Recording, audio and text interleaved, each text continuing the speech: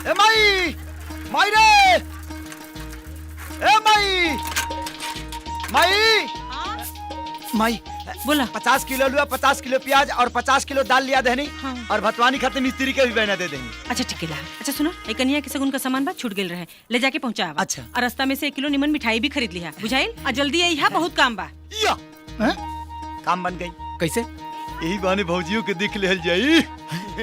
प्रभु चला सा सामान उठाओ सब। ए भाई यही ड्रेस में जाइबा, तनी बढ़िया पहन के आवा ए भौजी के देवर। आप देख हमार तेवर। अरे तनी बढ़िया पहन के यह ससुराल वाले बहुत धनिक बाटे सन, कहीं नाक ना कट जा।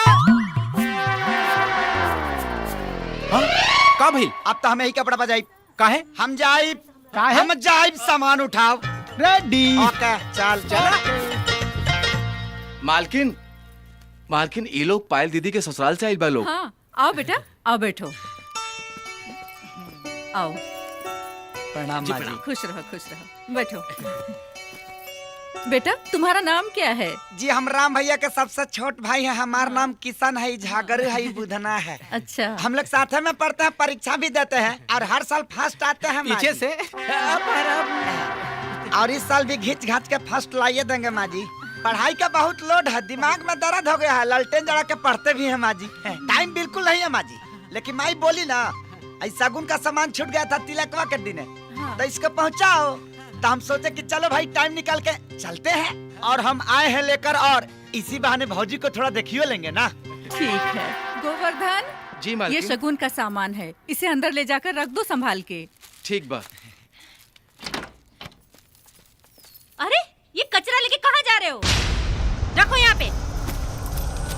दिखाओ क्या है इसमें। बहू ये शगुन का सामान है, इसे अंदर ले जाकर देखो। इसमें देखना क्या है माँ जी? सड़ा हुआ मेकअप का सामान ही तो है,